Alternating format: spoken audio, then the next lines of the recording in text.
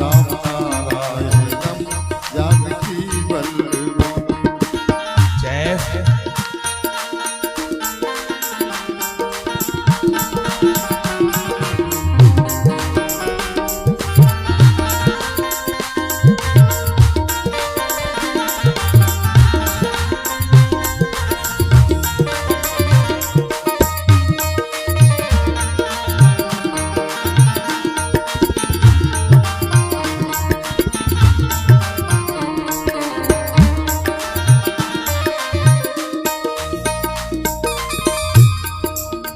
एक बार प्रेम से बोलिए जय श्री कृष्णा, जय श्री। और क्या करना है,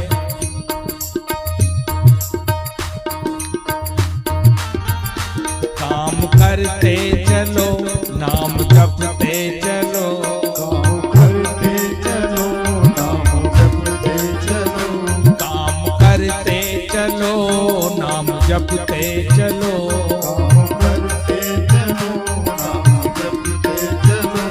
हर समय कृष्ण का ध्यान धरते चलो, हर समय कृष्ण का ध्यान धरते चलो, हर समय कृष्ण का ध्यान धरते चलो, कृष्ण का ध्यान धरते चलो।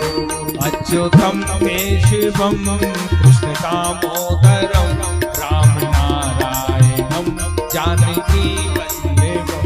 अच्युतम केशवम कृष्ण दामोदरम जय हो।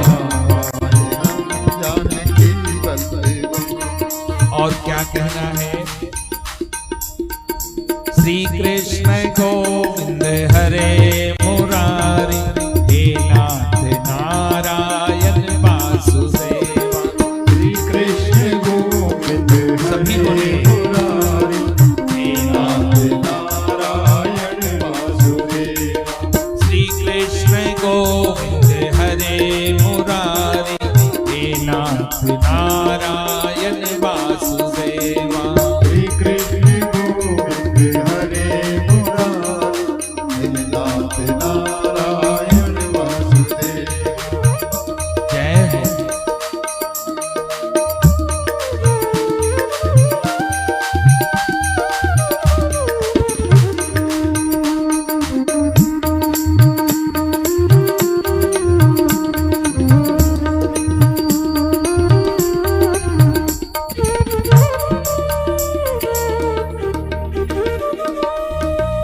जय हो।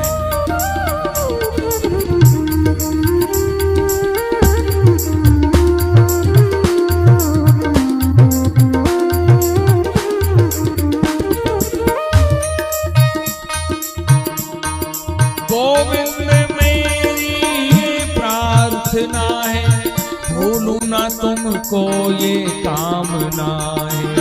गोविंद मेरी ये प्रार्थना है, भूलो न तुमको ये कामना। गोविंद मेरी ये प्रार्थना है, भूलूं ना तुमको ये कामना है। गोविंद मेरी ये प्रार्थना है, भूलो न तुमको ये कामना है। इस काम होकर गाता रहूं मैं, इस काम होकर गाता रहूं मैं। हे नाथ नारायण वासुदेवा। नाथ नारायण सभी बोले वासुदेवा। श्री कृष्ण गोविंद हरे मुरारी, श्री कृष्ण गोविंद हरे मुरारी, हे नाथ नारायण वासुदेवा। हे नाथ नारायण वासुदेवा। जय हो। कृष्ण नाम के जपत ही मिटत सकल जंजाल, शरण उन्हीं की लीजिए जिनसे डरपत का। श्री कृष्ण गोविंद हरे मुरारी, हे नाथ नारायण वासुदेवा।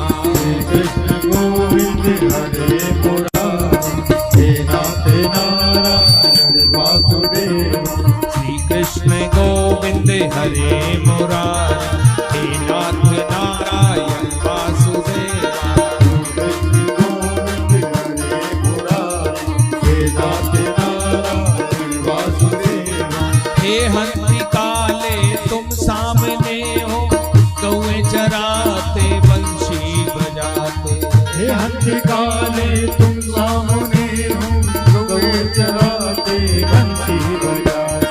हे हंसी काले तुम सामने हो, गौएं चराते बंशी बजाते। हे हंसी काले तुम सामने हो, गौएं चराते बंसी बजाते। गाता यही मैं तन्नाथ त्याग, गाता यही मैं तन्नाथ त्याग, गाता यही मैं तन्नाथ त्याग।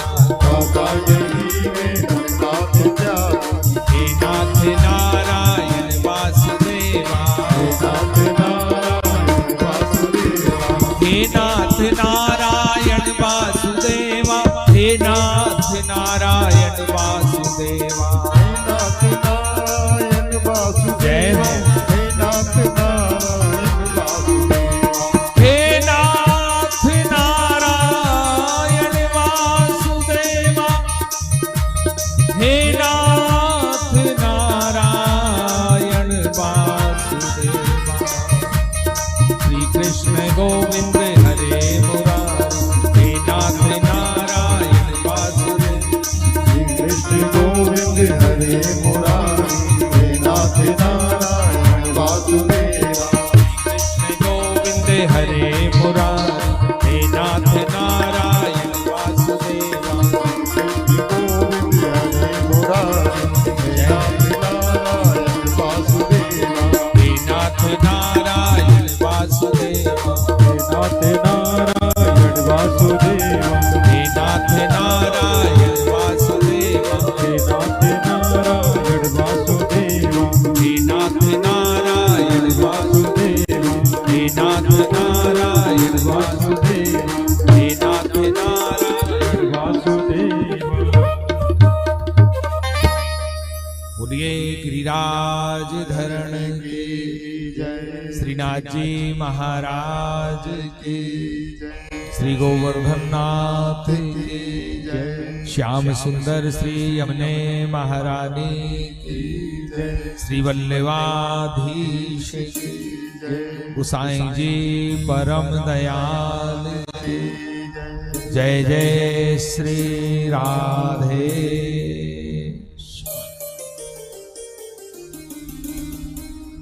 पूजपाद प्रातः स्मरणीय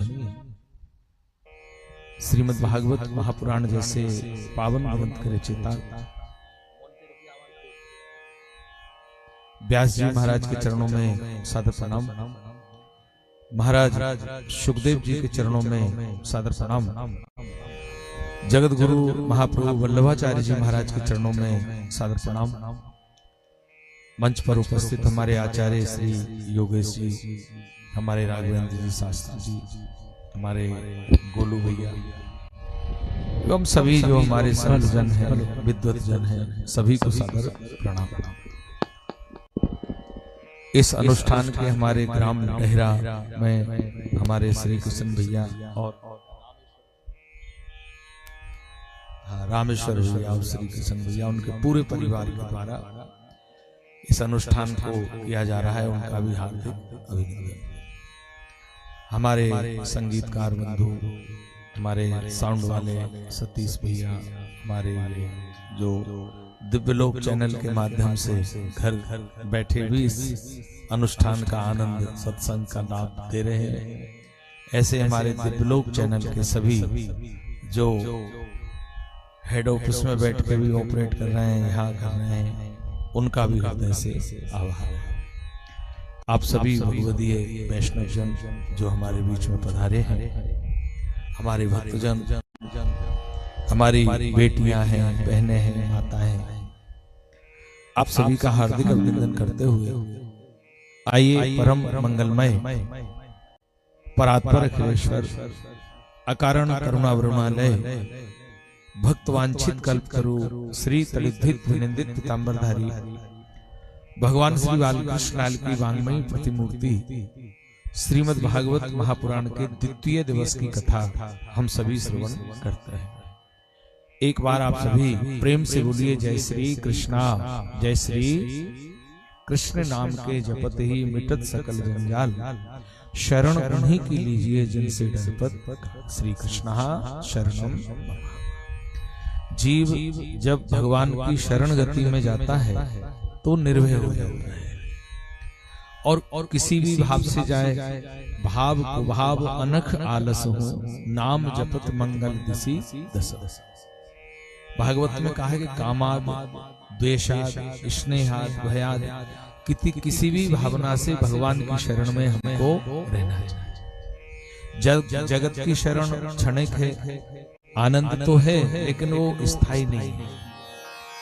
जैसे जगत का जो आनंद है, जब तक जगत में धन है तब तक आनंद है, शरीर स्वस्थ है तब तक आनंद है, परिवार में मेलजोल है तब तक आनंद है, लेकिन ये आनंद घटता बढ़ता रहता है।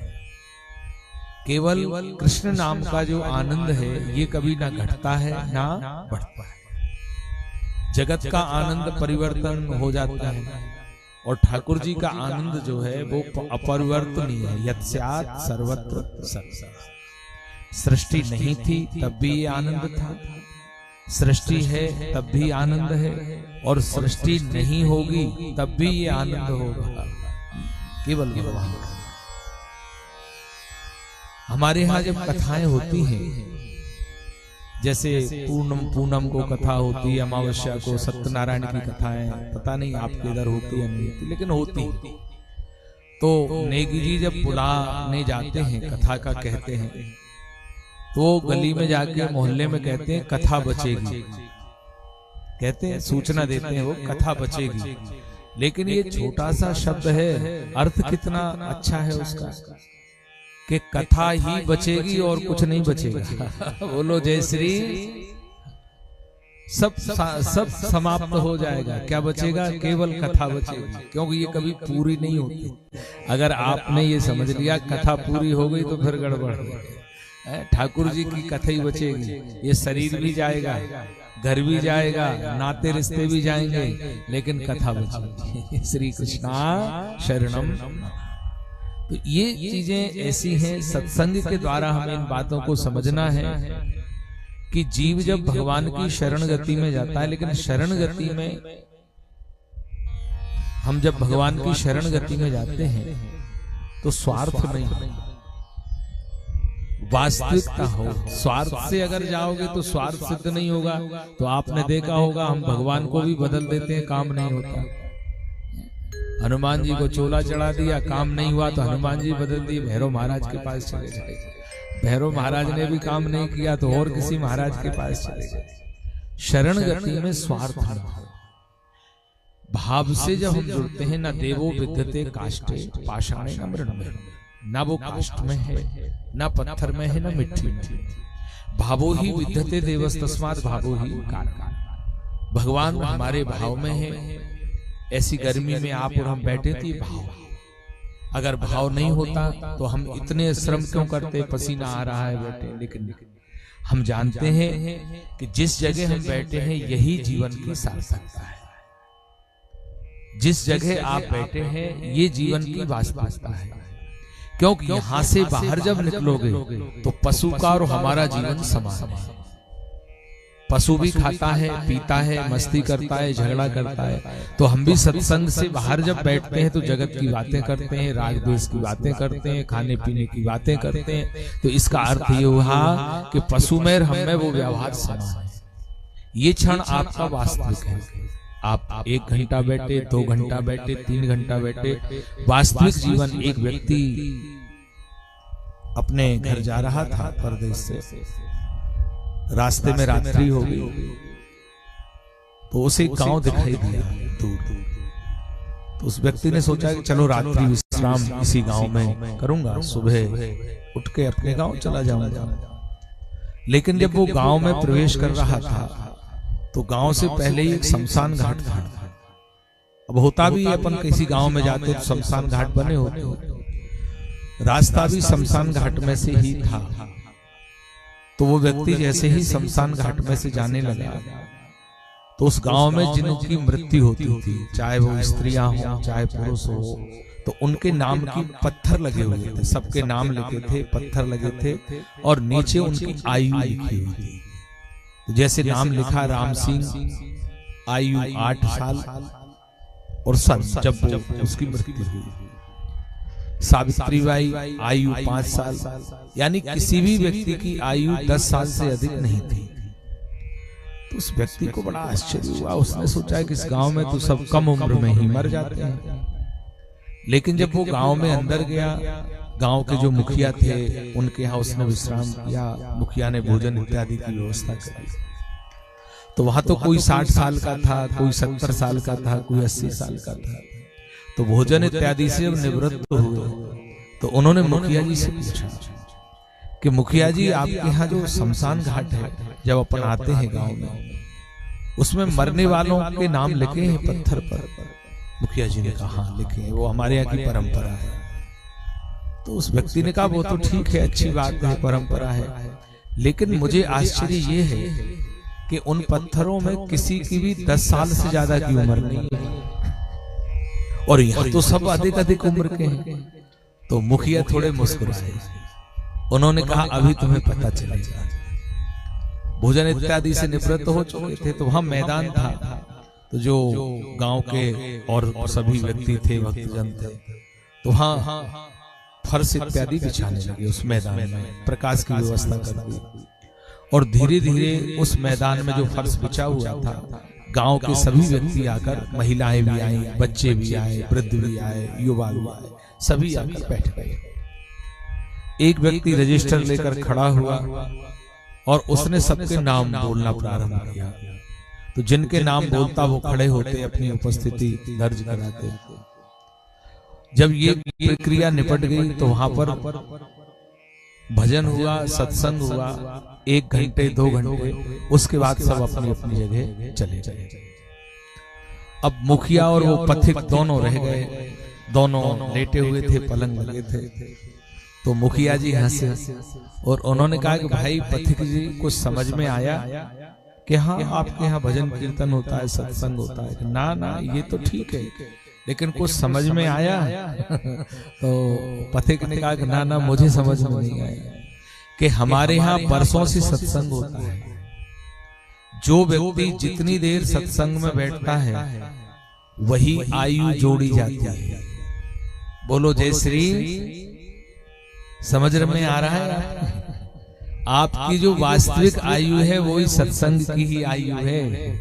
चाहे हमारे परिवार में हो, चाहे बमोरी में हो, चाहे डेरा में हो, चाहे पराठ में हो, सत्संग में जब आप बैठते हो वो आपकी वास्तविक उम्र है।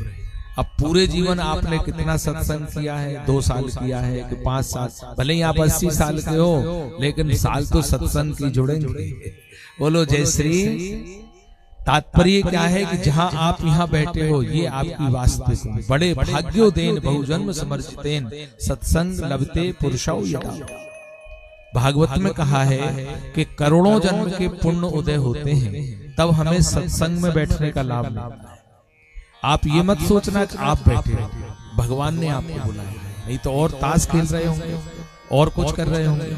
कभी कभी आपने कहीं देखा होगा, कथा चल रही है, पड़ोस में ताश चल रही है। तो इसका अर्थ ये कि भगवान उन्हीं जीवों को बुलाते हैं जिनकी भगवान को आवश्यकता होती है। आप भाग्यशाली हैं जो भगवान ने आपको चुना।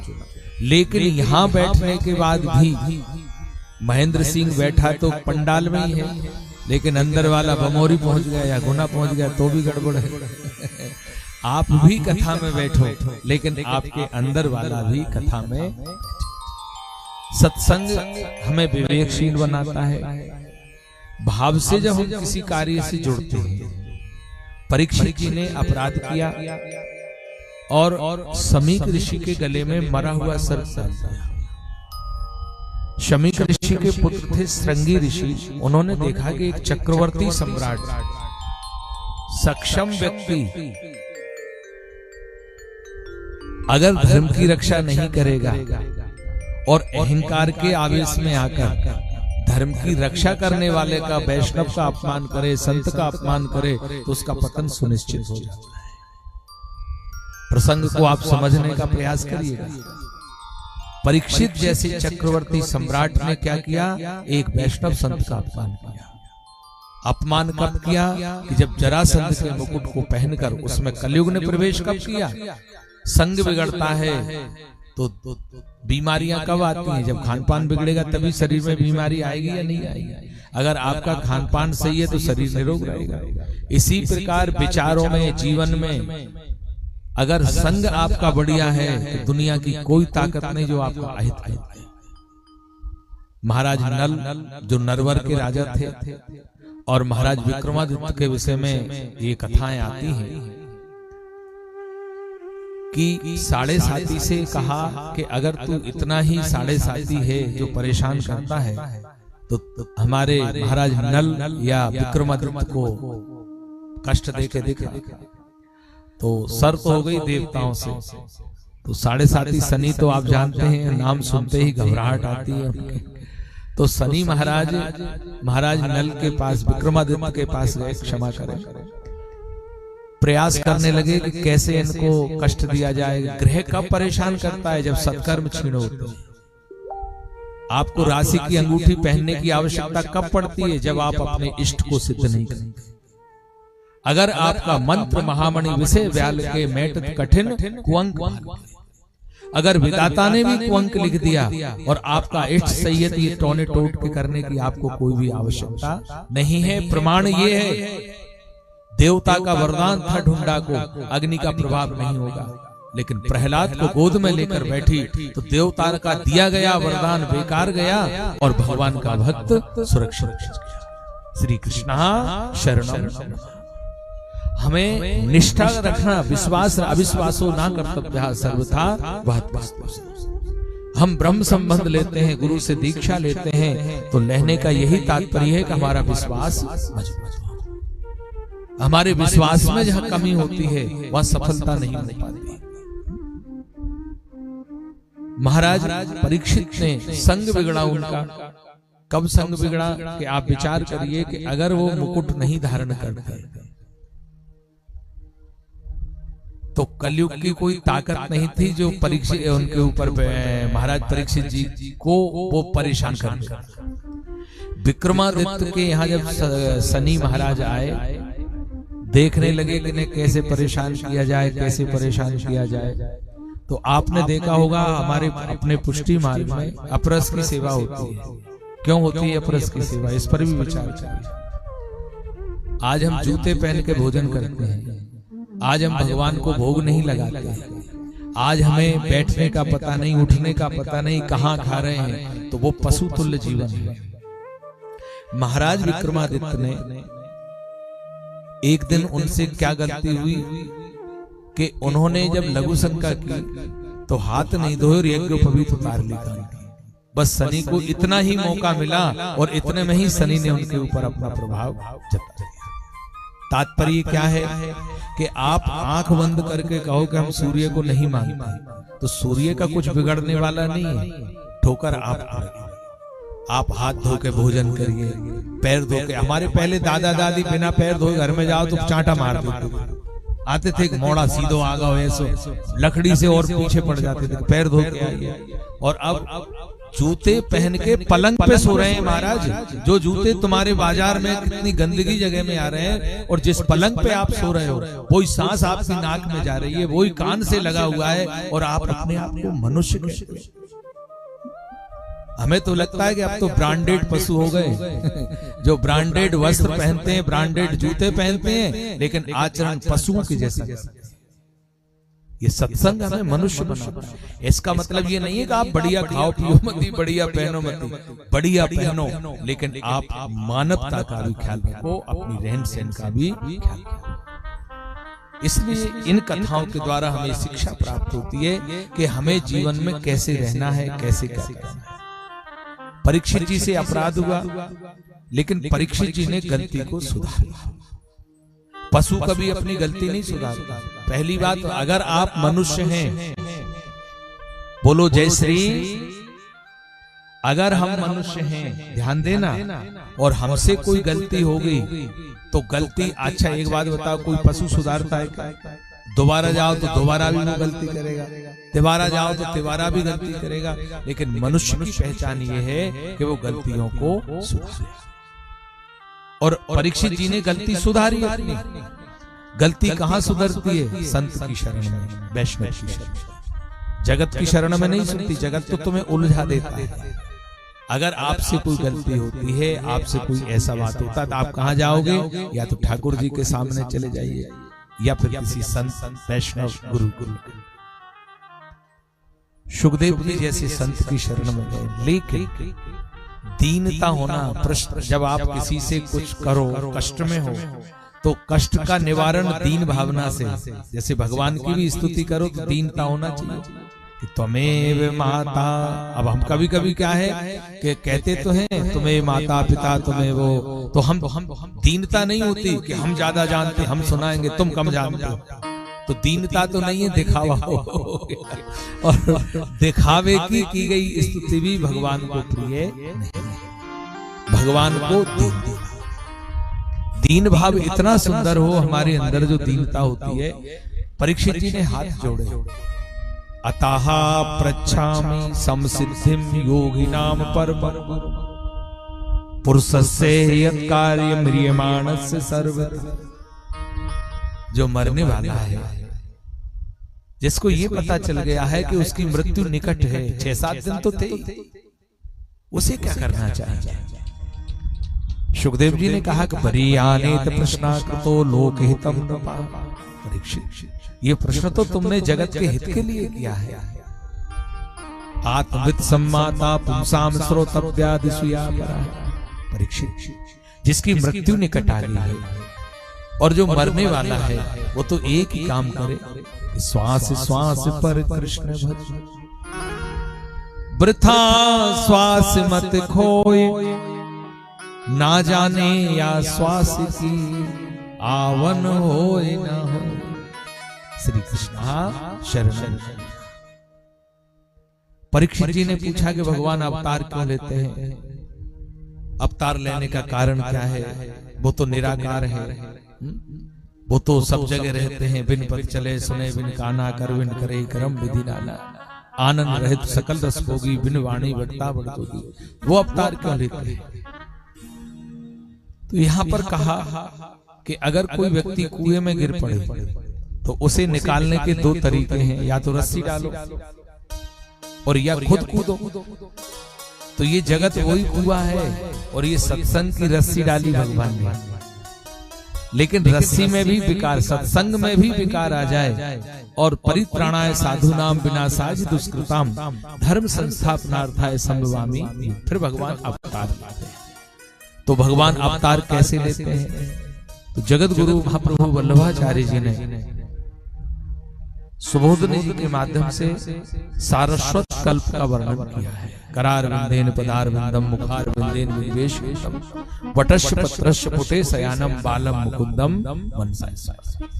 उन बाल मुकुंद भगवान को हम सभी प्रणाम करते हैं, जिन्होंने सृष्टि की रचना की, लय की। वो अपनी प्रसन्नता के लिए सृष्टि की रचना करते हैं। तो उन्होंने अपने सद्गुण से जल में नारायण को प्रकट किया, क्षीर समुद्र में।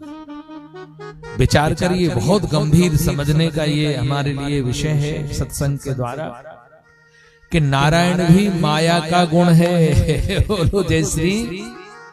यानी त्रिगुण, सतगुण, रजोगुण, तमोगुण। यानी जो सतगुण है, जल के क्षीर समुद्र में जिन नारायण को प्रकट किया, वो भी माया का ही गुण है। और नारायण की नाभि से ब्रह्मा को प्रकट किया और ब्रह्मा की भ्रुकुटी से रुद्र को प्रकट किया। सतगुण, रजोगुण, तमोगुण। और ये तीनों कहां हैं? आपके तीनों आपके अंदर सतगुण भी है, यानी आपके अंदर विष्णु तत्व भी है, ब्रह्म तत्व भी है और शिव तत्व भी है। और वो निराकार कृष्ण तत्व है जो गर्ग ऋषि ने नामकरण किया।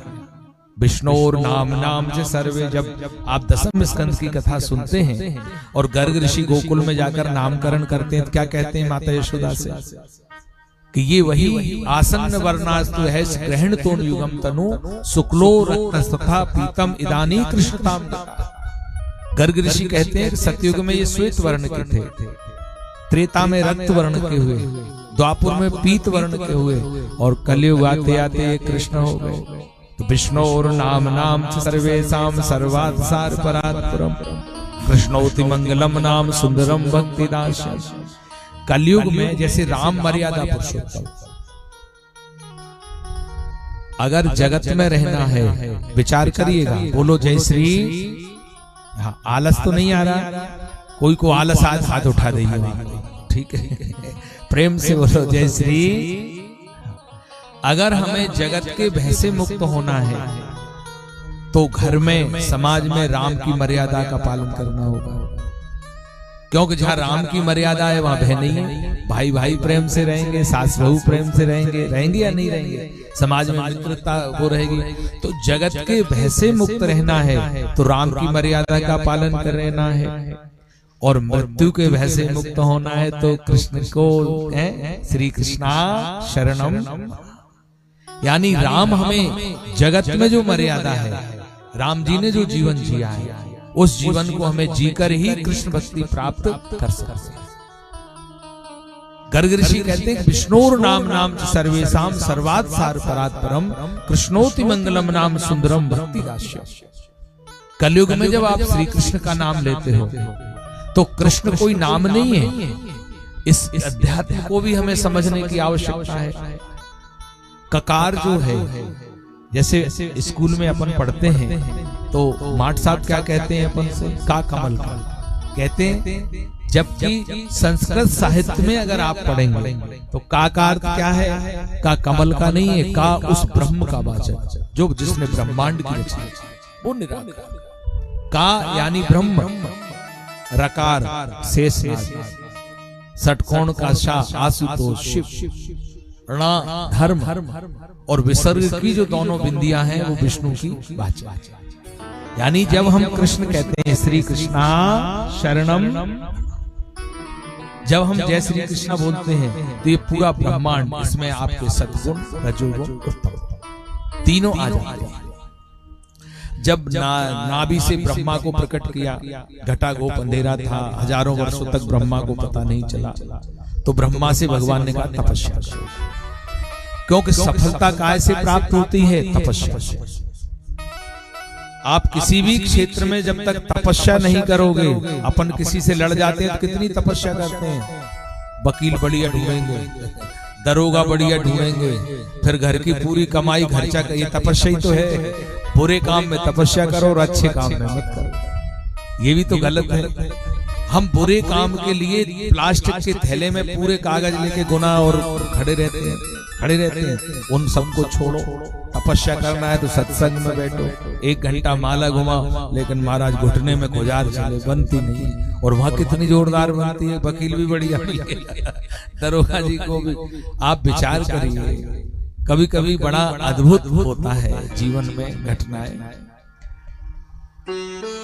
हमारे अपने अगर कहते हैं तो हमें बुरा लगता है, विचार हमारे अगर अपने कहें तो हमें बुरा लगेगा, लेकिन दूसरे जिनके पास आप जाते हो वो पैसे भी लेते हैं, गालियां भी देते हैं, न जाने कितनी पीढ़ियों को कोसते हैं, और इसके बाद भी अगर हम समझदार बनते हैं तो महाराज उचित तो नहीं है हमारे हिसाब से। तो ये चीज अगर कोई कहते, दो भाई भाई लड़ते हैं परिवार में, काका चाचा लड़ गए, भाई भाई लड़ गए, तो घर वालों की बात नहीं सुनेंगे, इतनी तेज मुझसे क्यों बोली।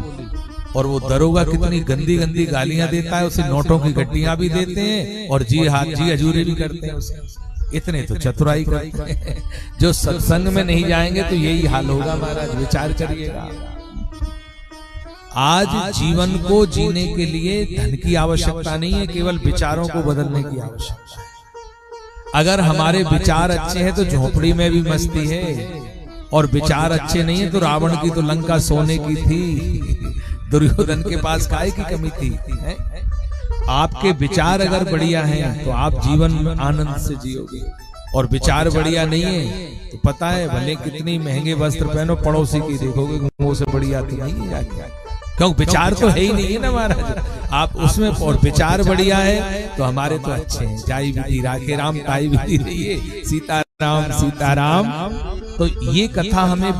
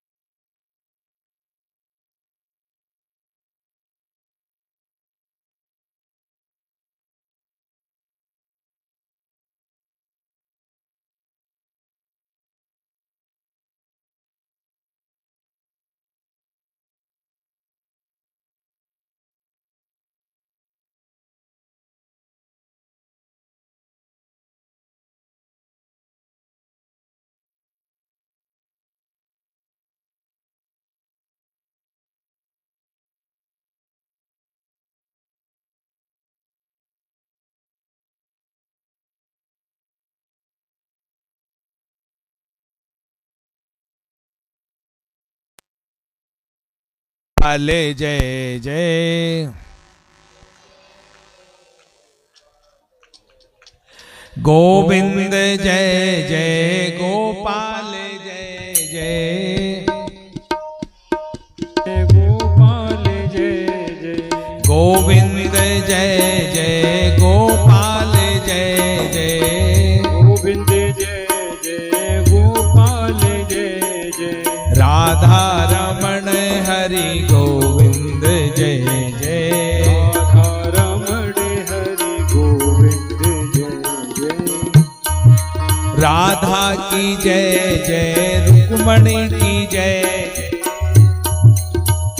जय रुक्मणी की जय जय राधा की जय जय रुक्मणी की जय जय राधा की जय जय रुक्मणी की जय जय कृष्ण प्रिया सत्य भामा की जय जय कृष्ण प्रिया सत्य भामा की जय जय कृष्ण प्रिया सत्य भामा की जय जय कृष्ण प्रिया सत्य भामा की जय जय गोविंद जय जय गोपाल जय गोविंद जय जय गोपाल जय जय जय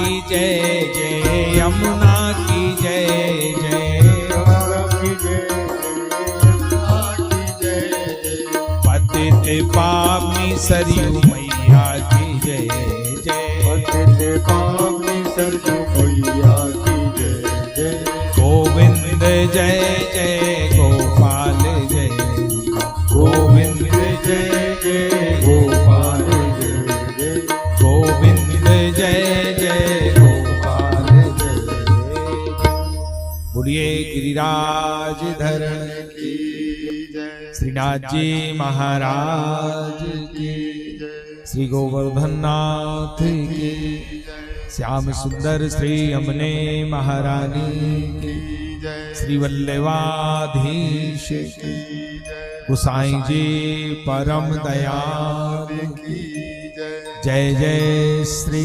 राधे। तो सुखदेव जी कहते हैं कि जो भगवान ने सृष्टि की रचना करी तो उन्होंने अपने सद्गुण से विचार करिए इसको प्रकट किया जल के अंदर नारायण को। फिर उन्होंने अपने रजोगुण से नाभि से ब्रह्मा को प्रकट किया। फिर उन्होंने अपने तमोगुण से भ्रू मध्य से रुद्र को प्रकट किया। अब ये तीनों जो चीजें हैं सद्गुण रजोगुण तमोगुण ये अध्यात्म की भागवत कथा क्या है विशुद्ध अध्यात्म सहजता है भगवान की। लेकिन सहजता के साथ जैसे सुबोधनी जी में वर्णन किया है उन्होंने कि पूतना का वध किया तो देह शुद्ध किया, तृणाव्रत सक्टासुर का वध किया तो विचारों को शुद्ध किया। ये अपन जब दशम स्कंद की कथा होगी तो उन पर विस्तृत समझने का प्रयास करेंगे। तो भागवत कथा केवल कहानी नहीं है। कहानी अगर हम समझेंगे तो क्रम होता है, लेकिन कहानी के द्वारा जैसे अपन दर्पण के सामने खड़े होते हैं दर्पण के सामने खड़े क्या देखते हो? दर्पण के सामने खड़े होते क्या देखते हो? अपन जब दर्पण के सामने क्या देखते हो? यहाँ तो गंदगी नहीं लग रही, कुछ वो तो नहीं हो रहा, मैं बुरा तो नहीं लग रहा हूँ। 10 बार इतने जाके फिर दर्पण बोने जाएंगे मैं कैसा लग रहा हूँ, फिर देखेंगे घड़ी। क्या देखते हैं? अपन अपने स्वरूप को दर्पण में देखते हैं। विचार करिए, बड़ी सुंदर विषय है कि आप दर्पण में अपने स्वयं के स्वरूप को देखते हैं कि मैं कैसा लग रहा हूँ। कथा जब दर्पण की तरह लगने लगे कि मैं किसी को गाली तो नहीं देता, झूठ तो नहीं बोलता, मैं किसी से छल कपट तो नहीं करता, दर्पण की तरह जिस प्रकार दर्पण में शरीर की गंदगी दिखती है उसी प्रकार कथा के द्वारा आपको अंदर की गंदगी दिखने लगे तो समझ लेना कथा होगी।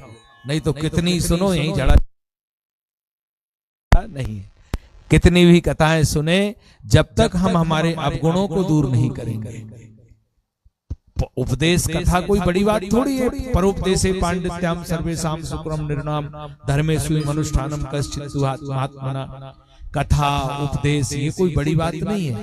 सबसे बड़ी बात है कि इनके द्वारा दिए गए संदेशों से हम हमारे अवगुणों को दूर करें।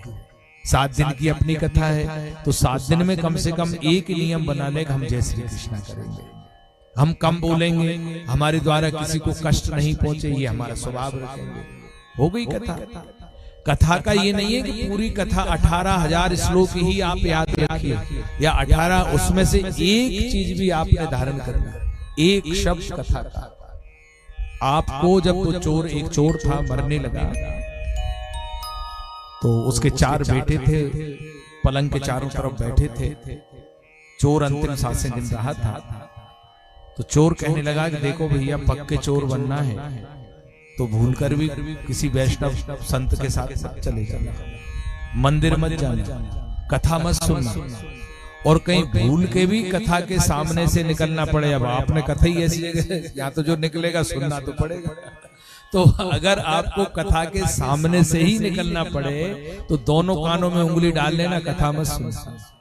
पिता की मृत्यु हो गई, चोर नियम का पालन करने लगे, किंतु एक दिन क्या हुआ, अब चोरी करके भाग रहे थे, सामने कथा हो रही थी तो बड़ा चोर जिधर से निकला वहीं कथा हो रही थी। तो उसे याद आया कि पिताजी ने कहा था कथा भूल के भी मत सुनना, और कथा के सामने अगर निकले तो दोनों कानों में उंगली डाल देना।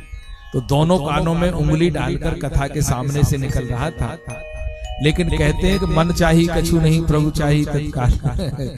जैसे ही सामने आए तो एक पत्थर गड़ा था, ठोकर लगी तो औंधे मुंह गिर पड़ा, उंगली निकल गई। अब कान की उंगली निकली तो कथा में पंडित जी कह रहे थे कि जगत के जितने ये पेड़ पौधे हैं, आदमी हैं, स्त्रियां हैं, जानवर हैं, सबकी छाया होती है, लेकिन देवताओं के भूत प्रेतों की छाया नहीं है।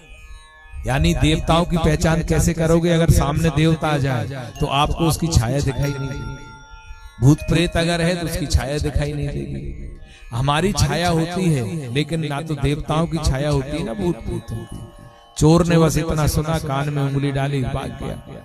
चोरी उन्होंने जो दरोगा था उस चोरी तगड़ी की थी, दरोगा को शंका हो गई। एक दिन पूनम की रात को उसने कंकाली का रूप बनाया, दरवाजा खटखटाया, क्यों जानता था कि भद्रकाली की भक्त है। चोर ने दरवाजा खोला तो दरोगा कहने लगा कंकाली का रूप बना था कि तूने मेरी भेंट नहीं दी।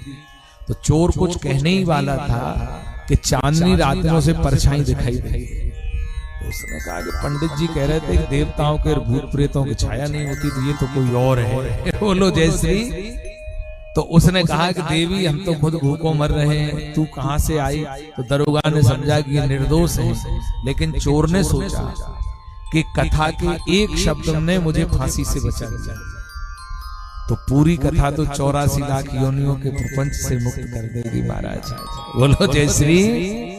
जब कथा का एक शब्द हमें फांसी से बचा सकता है। ये कथा ऐसी मत समझना मिलवे को सब कछु मिले, मिलन हार जो होए, पर ये कथा अति दुर्लभ जानियो, जो मिलत मिलत भी। हमें लगता है कि मिल रही है, लेकिन ये माथे के ऊपर से निकल जाती है। तो ब्रह्मा जी को जब नाभि से उत्पन्न किया, नारायण की नाभि से, तो ब्रह्मा जी को हजारों वर्षों तक ये पता नहीं चला। घटा को अंधेरा था। तब आकाशवाणी हुई कि तपस्या करो। नारद ने तपस्या करी, भगवान ने दर्शन दिया, चतुर्श्लोकी भागवत दी।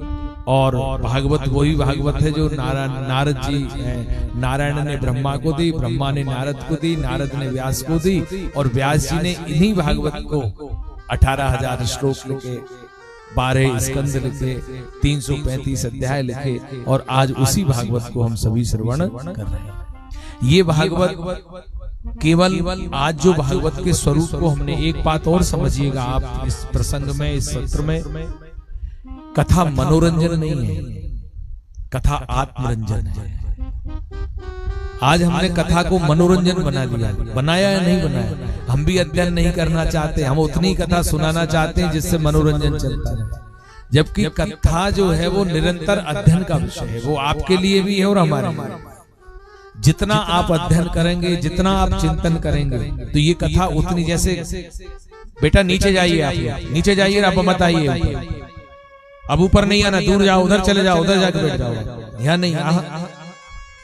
हमने आज कथाओं का जो स्वरूप है, उस स्वरूप का आप विचार करिए। धुंधकारी जिससे प्रेत योनि से मुक्त हो गया, ज्ञान वैराग भक्ति जिनका कष्ट दूर हो गया, परीक्षित मृत्यु के वह से मुक्त हो गए, उन कथाओं को हमने आत्मरंजन के लिए, मनोरंजन के लिए नहीं, आत्मरंजन के लिए। ये कथा ये शरीर के लिए कथा है ही नहीं। हम तो सीधी बात कहते हैं, ये कथा है आत्मा राम जो बैठा हुआ है।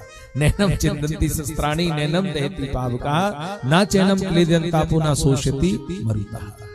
उसके लिए ये कथा है। ये कथा जो हमारे जीवन की व्यथा को दूर करती है, हमारे जीवन के सारे कष्टों को दूर करती है। आज जब ब्रह्मा जी ने तपस्या करी, भगवान ने चतुश्लोकी भागवत दी, तो ब्रह्मा जी से कहा भगवान ने कि ब्रह्मांड की रचना करना। तो ब्रह्मा जी ने पिंड बनाया। सबसे पहले तो उन्होंने 5 तत्व हैं हमारे शरीर के अंदर, क्षिति जल पावक गगन समुद्र है। तो ब्रह्मा जी ने सबसे पहले, ध्यान दीजिएगा, ये बहुत सुंदर भागवत का प्रसंग है कि सबसे पहले आकाश की रचना करना। आकाश का गुण है शब्द। आप सर्च करना, महाभारत में जो अर्जुन को भगवान ने उपदेश दिया गीता जी का, आज भी साइंटिस्ट उन शब्दों को, एक बात बताएं, बड़ा सुंदर प्रसंग है। पूरे जीवन में आप क्या बोल रहे हो वो आकाश में है। अगर आपने अच्छा बोला है पूरे जीवन में, तो अच्छा शब्द आपका है। प्रभाव पड़ेगा आपके ऊपर, और पूरे जीवन आपने बुरा शब्द बोला है तो उसका भी दुष्प्रभाव पड़ेगा। तो तात्पर्य ये है कि जीवन में हमें अच्छे शब्दों का प्रयोग करें। वाणी अच्छी बोलो, मीठी बोलो। जय श्री, जोर से बोलो जय श्री। डरो मत, कोई पैसे नहीं लग रहे, 1 रुपया कोई नहीं लेगा आपसे। श्री कृष्णा शरणम, श्री कृष्णा शरणम। वाणी का शब्द का तो आकाश का निर्माण किया, और आकाश का गुण है शब्द। फिर ब्रह्मा जी ने वायु का निर्माण किया। वायु का गुण है स्पर्श। कूलर चल रहा है, हवा लग रही है कि नहीं लग रही, स्पर्श में पता चल रहा है। तो तीसरा निर्माण किया उन्होंने अग्नि का, और अग्नि का गुण है रूप, जैसे सूर्य है, तारे हैं, चंद्रमा है। फिर उन्होंने निर्माण किया जल, जल का गुण है रस। फिर उन्होंने निर्माण किया पृथ्वी का, पृथ्वी का गुण है गंध। कितने हो गए? 5 हो गए। आकाश, वायु, अग्नि, जल और पृथ्वी, ये 5 हो गए। लेकिन गुण कितने हो गए?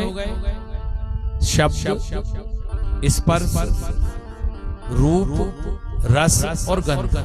5 गुण हो गए, 5 तत्व हो गए, 5 गुण हो गए। तो कितने हो गए? 10। अब हमारे शरीर में कितनी इंद्रियां हैं? 10। आकाश का गुण क्या है? शब्द कहां आता है? विचार करिए। जो सुनोगे वो ही बनोगे। कथा सुनोगे तो जय श्री कृष्ण बोलोगे, और झूठ सुनोगे तो झूठ बोलोगे। जो कान सुनता है ये श्रवण, तभी तो वेद कहता है कि भद्रम कर्णेभिः शृणुयाम। हे परमात्मा, हमारे कान में वही शब्द जाए जो जगत का कल्याण करे, जो प्राणी मात्र का कल्याण करे। ऐसा शब्द हमारे कान में ना जाए जो दूसरों को दुख दे, दूसरों को कष्ट पहुंचाए। तो शब्द कहां से आता है? कान से। और वायु का गुण कहां है? आपकी त्वचा। अग्नि का गुण आपके नेत्र हैं। ये नेत्र ही तो हैं। अगर नेत्र पवित्र हैं तो ठाकुर जी दिखेंगे, और नेत्र में दोष है तो ठाकुर जी कैसे दिखेंगे? तो नेत्र है अग्नि का गुण। फिर जल का गुण है आपकी जीभ, और गंध का गुण है आपकी नाक। तो ये 5 हमारी कर्मेंद्रियां हैं। कान, भद्रम कर्णेभिः शृणुयाम। कान, त्वचा, नेत्र, जीव और नाक। फिर आपके हाथ, पैर, मुंह, लिंग और गुदा। जो ज्ञानेंद्रियां हमारी करती हैं, देखती हैं, सुनती हैं, वही कर्मेंद्रियां कर्म करती हैं। तो 10 तो ये हो गए ब्रह्मांड में, और 10 हमारी इंद्रियां। फिर मन, बुद्धि, चित्त, अहंकार, ये इस ब्रह्मांड में भी है, हमारे शरीर में भी है। ये 24 तत्व प्रकृति के हैं, ध्यान दीजिएगा। इन 24 से परे है वो ब्रह्म। श्री कृष्णा शरणम ममा। बिन पद चले सुने बिन काना, कर बिन करे करम विधि नाना। आनंद रहित सकल रस भोगी, बिन वाणी वक्ता वर्ड। अब 24 तत्वों को ही नहीं समझेंगे तो फिर कैसे काम चलेगा? तो इनसे परे ये 24 माया के गुण है, तभी तो अपन पिंड दान करते हैं। पिंड में पिंड नहीं मिलता। अपन गया जी जाते हो, आप कहीं जाते हो, पिंड दान करते हो तो पिंड में पिंड मिलता है। उसका कारण ये है कि दुनिया भर की खबर का पता मत करो, खुद की खबर रखो, इतने में काम चल जाएगा। ये कथा क्या है? स्वयं की खबर के लिए। आप दूसरों के बारे में पीएचडी मत करो, आप तो खुद की पीएचडी कर लो, इतने में काम चल जाएगा। यानी आप भागवत जो है विशुद्ध आत्मा। मृत्यु के वजह से जब 7वें दिन परीक्षित जी से पूछा सुखदेव जी ने कि ये कथा मैंने सुनाई है, अमर कथा, तुम अमर हो गए? परीक्षित ने कहा हाँ।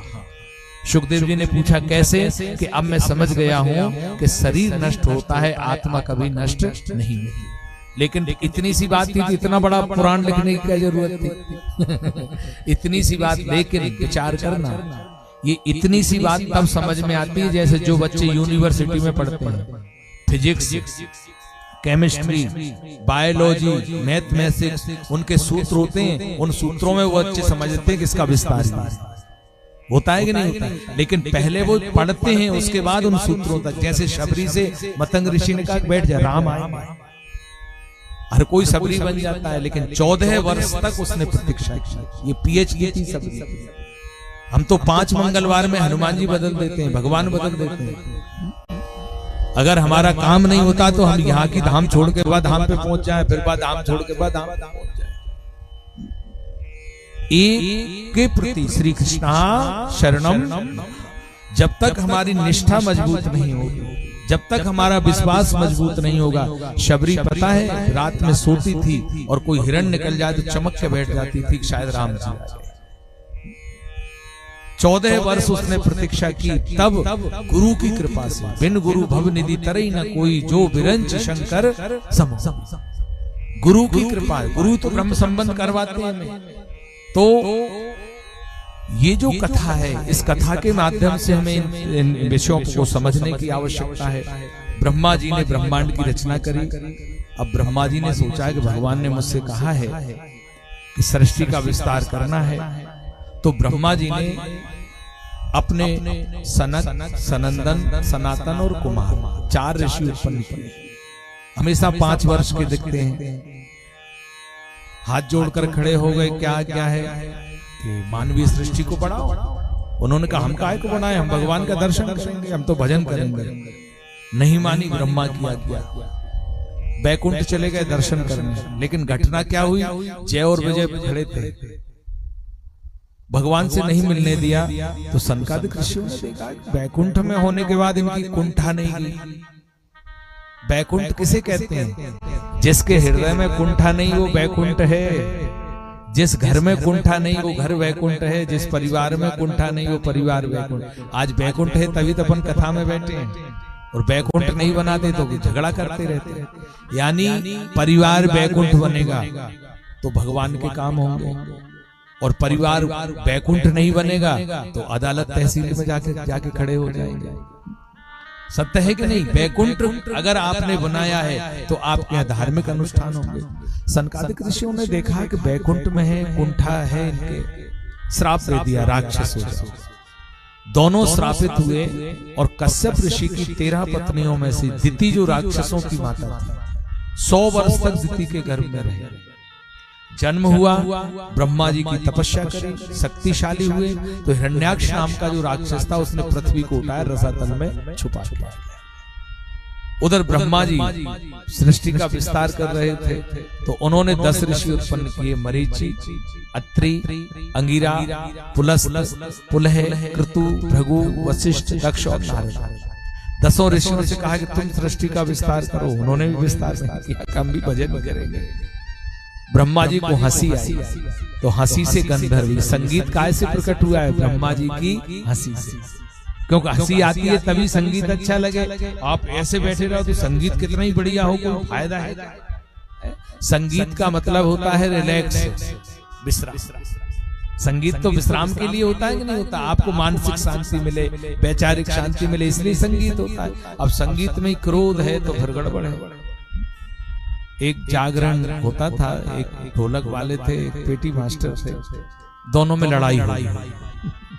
अब समस्या ये हुई कि जहां भी जागरण हो दोनों को जाना। अब दोनों अलग अलग गांव के थे, अलग अलग स्थान के थे। वो पेटी वाले जो भैया थे, उनका एक फेवरेट जो भजन था, रहता है कोई का अपना मनपसंद भजन होता है, तो हमेशा वो भजन गाते थे कि तू इंसान अपने आप को समझता क्या है, और वक्त बड़ा बलवान, तू अपने आप को समझता क्या है। तो वो पेटी बजाए, ढोलक उसी को बजाना पड़े जो झगड़ा हो रहा होता। तो वो ढोलक वाले भैया ये समझा कि ये मुझे से कह रहा है, तू इंसान अपने आप को क्या समझता है।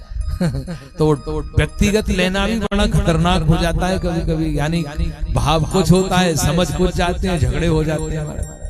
तो एक जगह तो उन्होंने ढोलक बजा दी, दूसरी जगह भी बजाई। अब तीसरी जगह जैसे ही उन्होंने भजन गाया कि तू अपने आप को समझता क्या है, वक्त बलवान बड़ा समझता क्या है, तो उसने ढोलक खड़ी की और खड़ा हो गया, पहले तू बता, तू अपने आप को क्या समझता है। तीसरी बार गाया। तो ये थोड़ी संगीत होता है। संगीत का अर्थ होता है जिसको सुनकर हमारे मन में विश्राम हो। संगीत तो अद्भुत है जो हमें शांति प्रदान करता है। तो ब्रह्मा जी को जब हंसी आई तो इससे गंधर्व उत्पन्न हुए, लेकिन किसी ने भी आज्ञा नहीं मानी। तो ब्रह्मा को क्रोध आया, भ्रुकुटी तिरछी हुई, और भ्रू मध्य से रुद्र का प्राकट्य हुआ। रोते रोते छोटे से बालक, क्या आज्ञा है? ब्रह्मा ने कहा सृष्टि का विस्तार करो। अब रुद्र काहे की विस्तार करे? भूत प्रेतों की सृष्टि बची। ब्रह्मा ने कहा ये कोई सृष्टि है का, इसे लुप्त करो। उन्होंने लुप्त कर दी। तब ब्रह्मा ने अपने दाएं हिस्से से स्वयंभू मनु प्रकट किए और बाएं अंग से किसको? महारानी शत्रुपा। और यहीं से मैथुन षष्ठी प्रारंभ हुई। सुखदेव जी महाराज कहते हैं पत्नी को वामांग क्यों बिठाते हैं? ब्रह्मा का बायां अंग स्त्री का है और दायां अंग पुरुष का है। और स्त्री और पुरुष मिलते हैं जब सृष्टि की रचना होती है। ये केवल भोगने के लिए नहीं है। मानवीय सृष्टि जो है, आज हमने इस स्वरूप को वासना में ले लिया, भोगने के रूप में स्त्री को हम भोग्या मानने लगे। स्त्री भोग्या नहीं है, स्त्री सम्मान करने के लिए एक मानवीय सृष्टि का सबसे महत्वपूर्ण अंग है। तो इनको भोग्या और इस भाव से लेंगे तो कभी भी हमारा कल्याण नहीं हो सकता। दोनों हाथ जोड़कर खड़े हुए ब्रह्मा के सामने क्या क्या है? ब्रह्मा ने कहा मानवीय सृष्टि का विस्तार करो। अब विस्तार कहाँ करे? पृथ्वी तो रसातल में थी। तो ब्रह्मा ने देखा अब क्या है, भगवान की आज्ञा है, भगवान की आज्ञा से मैं ये कार्य कर रहा हूं। तो जो कार्य ठाकुर जी का हो जाता है उस कार्य को ठाकुर जी पूरा करते हैं। चाहे समुद्र मंथन हो, मंदराचल पर्वत नहीं आ रहे थे लेकिन गरुड़ जी के द्वारा रखा। यानी कार्य कितना भी कठिन हो लेकिन भगवान श्री कृष्णा शरणम। आप भजन गाते हो ना, आपकी कृपा से सब काम हो रहा है, करते हो तुम कन्हैया। अच्छा गाते तो हैं लेकिन जब कृपा की बात आए तो हमारी कृपा भगवान कहां से घुस गए इसमें? केवल गाने से काम नहीं चलेगा। वास्तव अगर भगवान भी आए, आप कहते हो तन मन धन सब तेरा, तेरा तुझको अर्पण क्या लागे मेरा। गाते हो नहीं गाते? और भगवान भी आ जाएंगे, भैया तिजोरी की चाबी देना। अरे जाओ भाई, भगवान को भी नहीं देंगे कि मेरा ही मेरा है, तेरा कहां से आ गया। तो ब्रह्मा जी को छींक आई और ब्रह्मा जी के दाएं नथने से बारहा भगवान का, बोलिए बारहा भगवान की जय। जिस कल्प में आप और हम बैठे हैं, ये कौन सा कल्प है? श्वेत बारहा का। इसमें भगवान बारहा का प्राकट हुआ, रसातल गए, पृथ्वी को लाए और जैसे ही पृथ्वी को लेकर आए शेष पर स्थिर किया। और यहाँ इस प्रसंग के द्वारा इस कल्प के विषय में वर्णन आता है कि हमारे यहाँ अगर किसी की मृत्यु हो जाती है तो हम अस्थियां विसर्जन करते हैं, प्रयागराज जाते हैं, हरिद्वार जाते हैं, कहीं और जाते हैं। लेकिन आज हम व्यासपीठ के माध्यम से समझते हैं इस कल्प में केवल अस्थि विसर्जन का महत्व जो है वो सूकर क्षेत्र सौरों जी का। क्योंकि जिस कुंड में आप अस्थियां विसर्जन करते हैं, रसातल से जब बारहा आए उसी कुंड में उन्होंने स्नान किया, अपने शरीर को झटकारा, उससे दूबा और डाब उत्पन्न हुई।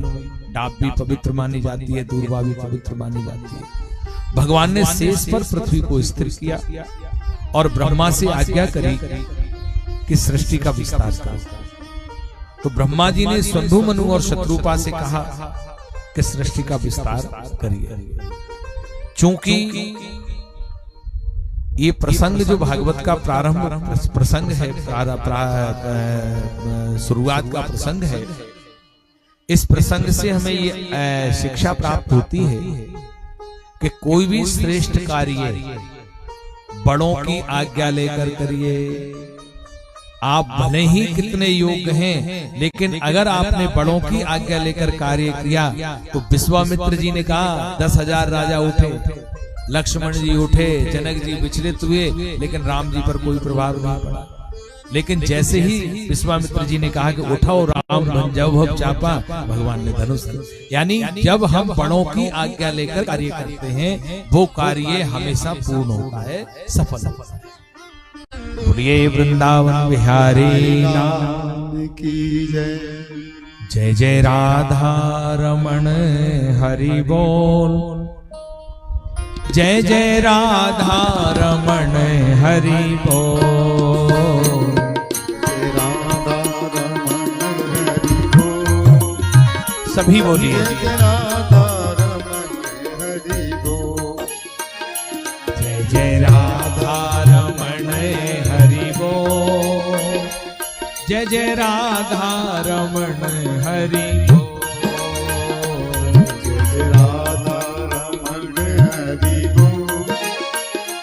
जय जय राधा रमण हरि बोल।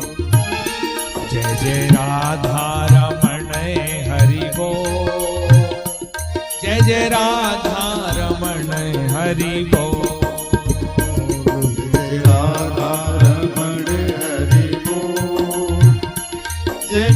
राधा रमण हरि बोल। जय जय राधा रमण हरि बोल। जय जय राधा रमण हरि बोल। जय जय राधा रमण हरि बोल। जय जय राधा रमण हरि बोल। जय जय राधा रमण हरि बोल। जय जय राधा रमण हरि बोल। तेरा जीवन बड़ा है अनमोल। तेरा जीवन बड़ा है अनमोल। जय जय राधा रमण हरि बोल। तेरा जीवन बड़ा है अनमोल। जय जय राधा रमण हरि बोल। जय राधा रमण हरि बोल। जय जय राधा रमण हरि बोल। जय